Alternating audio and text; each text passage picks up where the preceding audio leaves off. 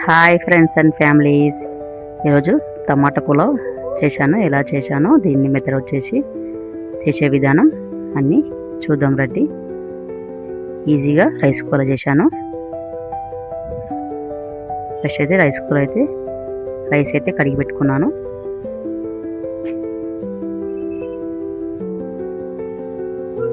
తాలింపంతా stove మీద చేస్తున్నానండి. Stove మీద కడాయి పెట్టుకొని కడాయిలో ఆయిల్ వేసుకొని ఆయిల్ కాగాక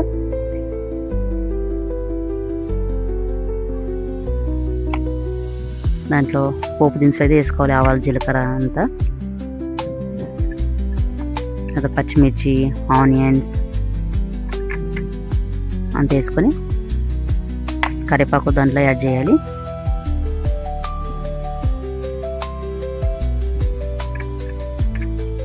అది చేసుకుని బాగా మిక్స్ చేయాలి. ఆనియన్స్ కొంచెం వేగాక దాంట్లో గరం మసాలా దినుసులు, పట్ట, లవంగ, ఇలాచి, పువ్వు, కసూరి మేతి అంతా వేసుకొని కలిపేయాలి. నేనైతే పొడి చేసుకోవడం లేదండి, అలాగనే వేస్తున్నాను. గరం మసాలా, అల్లం వెల్లుల్లి పేస్ట్ కూడా వేసుకుందాం. ఈ బిర్యానీలకు, ఈ పులావులకు ఇన్స్టెంట్గా అల్లం వెల్లుల్లి పేస్ట్ చేసుకుని వేసుకుంటే చాలా టేస్టీగా ఉంటుంది.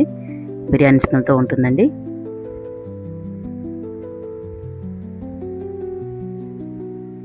ఈ టమాటా పులావ్ చాలా టేస్టీగా ఉంటుందండి ఇలా చేసుకోవడం వలన.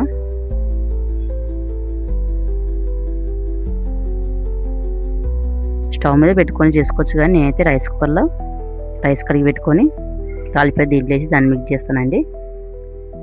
కట్ చేసుకుని టమాటా కూడా దాన్ని మిక్స్ చేసుకోవాలి.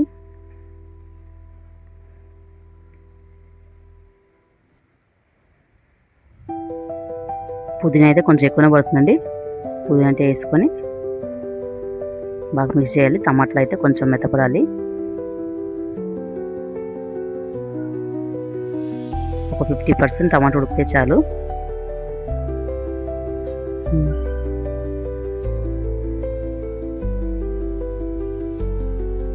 దాంట్లోనే కారం పొడి, ఆల్రెడీ పచ్చిమిర్చి వేసాం కానీ కారం పొడి కొంచెం తక్కువ వేసుకోవాలి. ధనియా పౌడర్, నేను హోమ్మేడ్గా చేసుకున్న ధనియా పౌడర్ అండి. ధనియాల, జీలకర్ర, సోంపు అంతా ఫ్రై చేసుకొని పొడి చేసుకున్నాను. ఇలా ధనియా పౌడర్ హోమ్మేడ్గా చేసుకొని ఏ కర్రీలో అయినా, ఇలా పులావ్లోకైనా, బిర్యానీలో వేసుకున్న చాలా టేస్టీగా ఉంటుంది. దాంట్లోనే సాల్ట్ కూడా యాడ్ చేయాలి.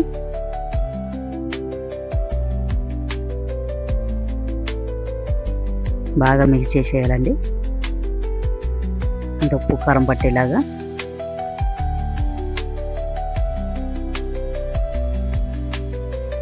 మూత పెట్టి ఉడికిద్దాం.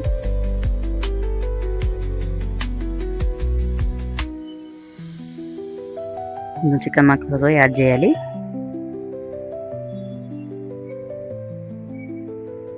మళ్ళీ ఒకసారి కలుపుకుందాం.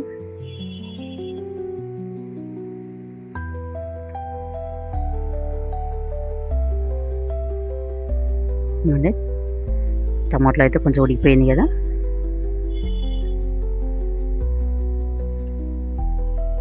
ఇప్పుడు దీన్ని రైస్లోకి అయితే యాడ్ చేద్దాం. రైస్ కుక్కర్లో రైస్ పెట్టుకున్నాం కదా, దాంట్లో యాడ్ చేసేద్దాం. దానిలో ఇప్పుడే ఉడికొస్తుంది.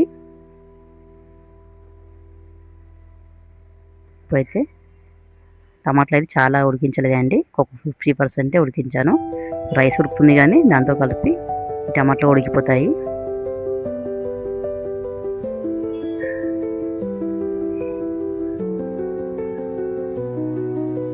ఇప్పుడైతే బాగా మిక్స్ చేసేద్దాం.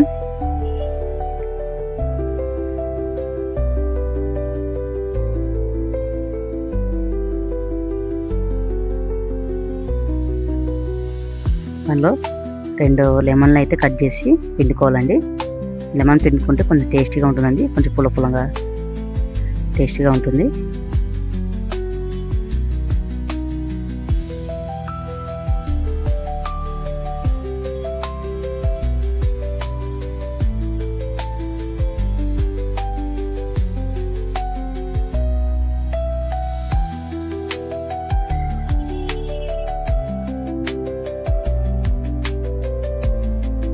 నేనైతే రైస్ కుక్కర్లో వేసానండి.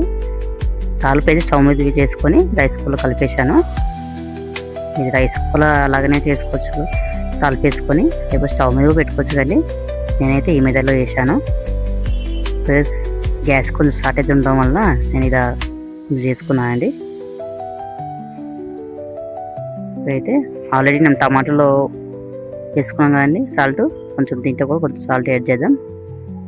వేసుకొని కలిపేయాలి బాగా.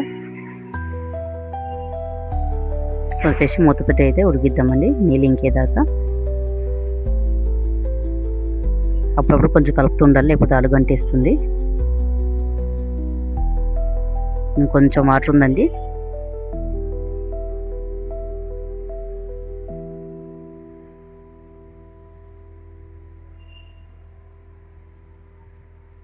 కొంచెం వాటర్ ఉంది, అది కూడా ఇంకిపోతే ఇంకా టమాటా పులావ్ అయ్యి రెడీ అయిపోతుంది.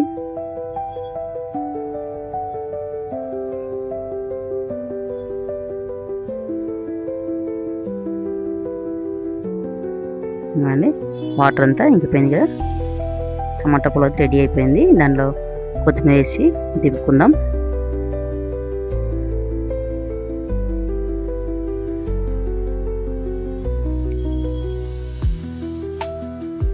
ఈ టమాటా పులావ్కి పెరుగు పచ్చడి చాలా టేస్టీగా ఉంటుందండి.